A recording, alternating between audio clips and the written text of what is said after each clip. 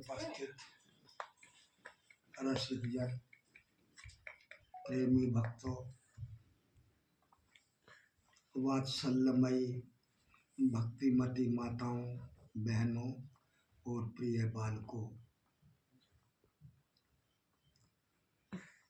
जीवन में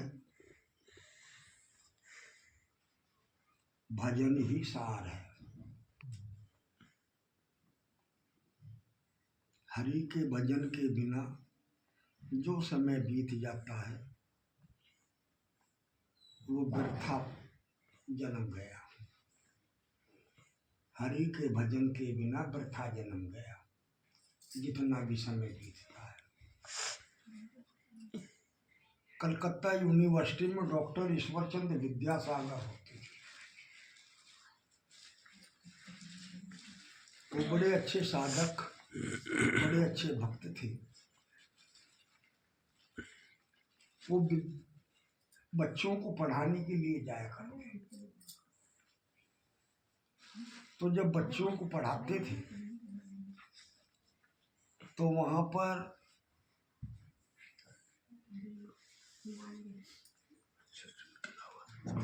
भजन भी, कीर्तन भी कराया करते।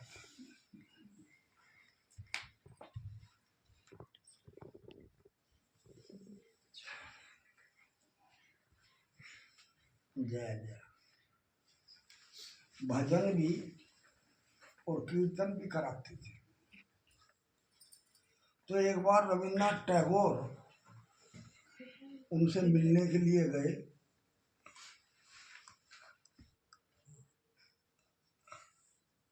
रविन्द्रनाथ टैगोर उनसे मिलने के लिए गए जिन्होंने गीतांजलि नाम की एक पुस्तक लिखी और उस पुस्तक के आधार पर उनको शांति पुरस्कार मिला, विश्व में नंबर। बोले कि प्रभु, आप इन बच्चों को कीर्तन कराते हो कि पढ़ाते हो, क्या करते हो? बोले कि मैं सनातनी संस्कार डालता, सनातनी संस्कार डालता हूँ।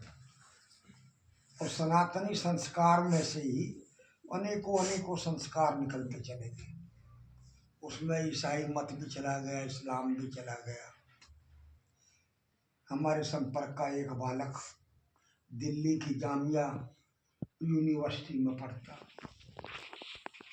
तो मैं बार बार कहता उसके पिता से कि इस बालक को हटा यहाँ से, इसको हटा। तो वो मुस्करा देता। बोले कि महाराज जी, आपने मुझे ऐसी मट्टी से ढाला है कि मेरा इतनी जल्दी में परिवर्तन नहीं होगा, क्योंकि उसमें 90% मुसलमान ही है। उनकी संस्कृति अलग है, हमारी सनातनी संस्कृति अलग है। तो ये नन्हे मुन्ने बच्चे जो हैं, ये गीली मिट्टी है। और ये गीली मिट्टी जिसके हाथ में आ जाए, कुम्हार है, कुम्हार को गीली मिट्टी मिल जाए तो वो जैसे सांचे में डालेगा वैसे में ढक जाते। ऐसे डॉक्टर ईश्वरचंद्र विद्यासागर के यहाँ पर बहुत बालक, कुछ बच्चे ऐसे थे कि जो कुछ दिन पढ़ने के बाद वो बड़े अच्छे इंजीनियर बन गए, डॉक्टर बन गए। मैकाले की लॉर्ड मैकाले की पढ़ाई को पढ़ करके एक दिन जब वो रिटायर्ड हो गए तो हावड़ा के स्टेशन पर बैठे थे। एक सूट बूट पहना हुआ युवक, उसके हाथ में एक बैग था और वो चिल्ला रहा था, कोई कुली है, कुली, कोई कुली है, कुली। कुली कोई मिल नहीं रहा। कभी कभी ऐसा हो जाता है। तो वहाँ सैर करने के लिए ईश्वरचंद्र विद्यासागर आते। बोले तो वहां थोड़ी देर बैठ जाते थे प्लेटफार्म पर। उस युवक का जो वो बैग था वो उसको उठा करके अपने कंधे पर लेकर चले। वो युवक उनको नहीं पहचान पाया, वृद्ध को। और जैसे ही प्लेटफार्म से बाहर वो तांगे पे सामान रखने के लिए बुलाया तो वहाँ मेरे लोग उनके चरण पड़ने लगे, प्रणाम करने लगे। गुरुदेव, पता चला ये तो डॉक्टर ईश्वरचंद विद्यासागर है। तो तुरंत उनके चरणों में गिर गया। बोले कि बेटा, simple living and highly thinking, सादा जीवन उच्च विचार होना चाहिए, है विचार ऊंचे हो। अवध के नवाब कहते हैं, जे रहीम उत्तम प्रकृति, काकर सकत कुसंग, और चंदन विष व्यापत नहीं, लपटे रहत भुजंग। उत्तम प्रकृति के जो साधक होते हैं उनका कुसंग कभी कुछ नहीं बिगाड़ पाता। कहते हैं कि जंगल में जो चंदन का पेड़ होता है और ये आयु, सर्प की आयु बड़ी लंबी आयु होती है, हजारों वर्ष की। सबसे लंबी आयु सर्प की होती है, हजारों वर्ष की आयु होती है। और जब उनकी आयु बड़ी हो जाती है तो उनकी लंबाई भी घट जाती है और उनके वो पर से निकल आते हैं पंख, तो वो उड़ने लग जाते हैं। तो जब वो लंबी आयु होता है तो उनके शरीर में इतना गरल तीव्र हो जाता है कि उनका शरीर जलने लगता है। फिर वो उड़ करके उस चंदन के वृक्ष पर जाकर चिपटते हैं, जिससे कि उसमें उनको शांति मिलती है। गरल, इतना तीव्र गरल होता है। तो जब उस पर जब चिपटते हैं तो वो बार बार उस पर प्रहार करते, तो चंदन के ऊपर कोई असर नहीं पड़ता, कोई भी असर नहीं पड़ता। तो जो उत्तम प्रकृति के साधक हो जाते हैं उनके ऊपर कोई असर नहीं पड़ता, वो शुद्ध बुद्ध प्रिया लाल के हो जाते हैं। तो साधक में दृढ़ता आती है। अब प्रश्न उठता है कि महाराज जी दृढ़ता कैसे आएगी, मन तो हमारा लगता ही नहीं है। तो भैया मन लगाना है, या तो जो गुरु प्रदत्त भजन प्राप्त है उस भजन में मन लगाओ, या फिर सत्संग जो है वो प्राप्त कर लो।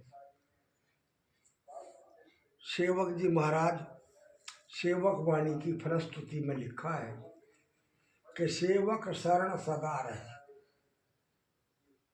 शरणागत का त्याग ना करे। और शरणागत का त्याग कौन करता है? शरणागति का त्याग कौन करता है? जब वो अपनी उपासना में अन्याश्रय ग्रहण कर लेता है तो उसी का शरणागति छूट जाती है। फिर वो तत्त उपासनाओं को उसमें मिला लेता है। कोई जैसे हमारी ये बहनें हैं, कोई बहन कहेगी अरे धन की वर्षा हो जाएगी, तो बृहस्पति भगवान की पूजा करना शुरू कर दे, केले की पूजा करना शुरू कर दे, तो तेरे घर में लक्ष्मी लक्ष्मी आ जाएगी। हाँ, तो बड़ी अच्छी बात बता दी। कोई बहन आई बोलेगी भोले बाबा की सोमवार के दिन पूजा करनी शुरू कर दे, तो भोले बाबा इतना सुंदर काम बना देंगे, बहुत सुंदर बना देंगे। वो भी मिला लिया। किसी ने कहा कि हनुमान जी की पूजा करनी शुरू कर दो, तो हनुमान जी की पूजा शुरू कर ली। तो ये राधा वल्लभीय रसोपासना जो है वो अनन्य धर्म की है। और अनन्य धर्म उसको कहते हैं ये अनन्य भये ते अन्न ना जाने।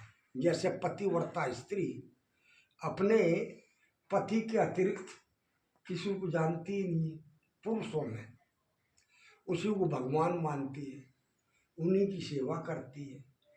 वैसे उसके घर पर ससुर भी हैं, बेटा भी है, देवर भी है, बहुत सारे संबंध होते हैं घर में।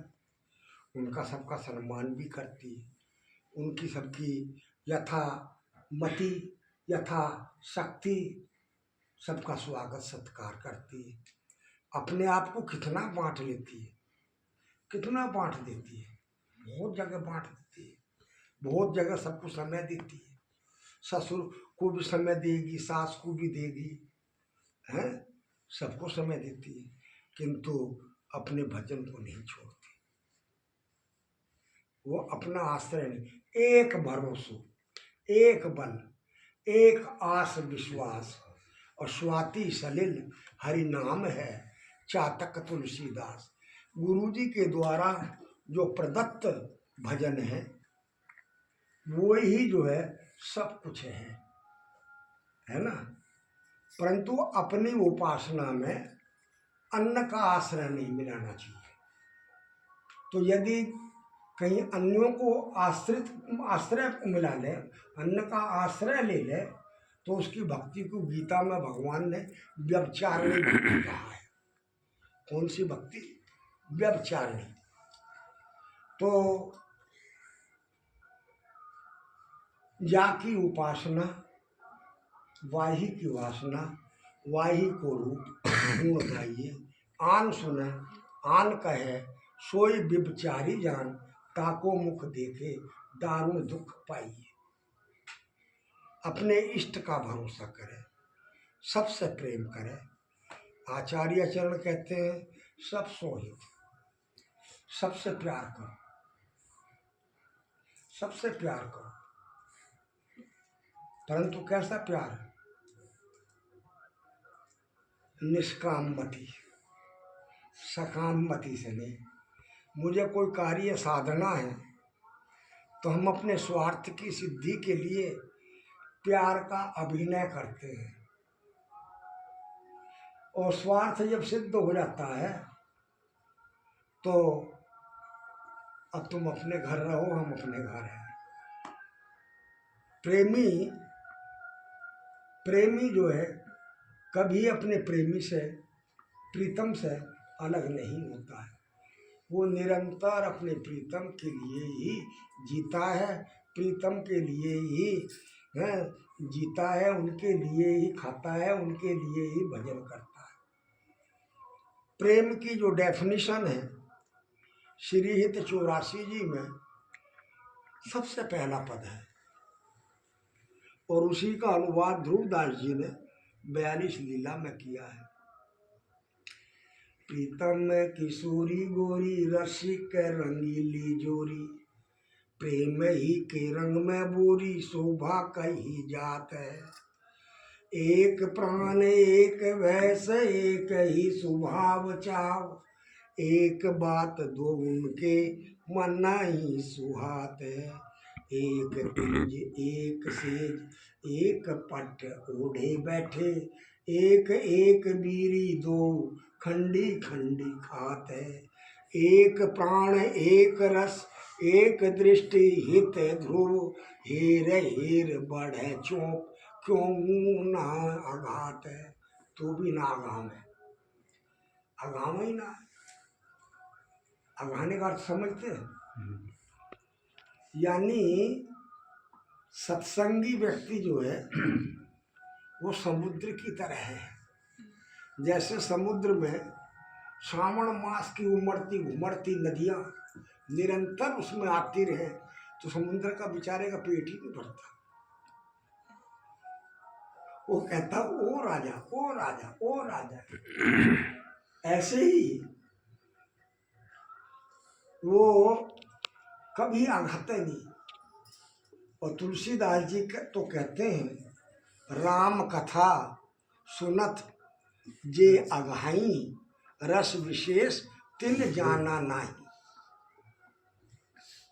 भगवत चर्चा या भगवत भजन करने से जो जीव अघाए जाए, किसे कहवे अघाना? बता, आंचलिक शब्द है। आज तुम्हारे यहाँ खीर बनी बड़ी अच्छी है और विपनेश्वरी बढ़िया से खीर परोस रही है, हैं? अच्छा,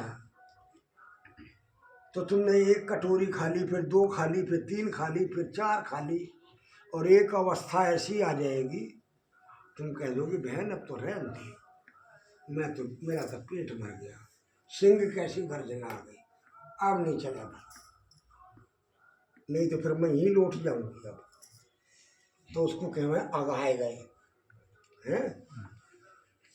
तो राम कथा सुनत जे अघाई, रस विशेष तिन जाना नाई। ऐसे ही रस के भोक्ता जो साधक हैं वो कभी भी नहीं अगाते, यानी निरंतर उनकी भूख बनी रहती है, उनकी तृप्ति नहीं होती है।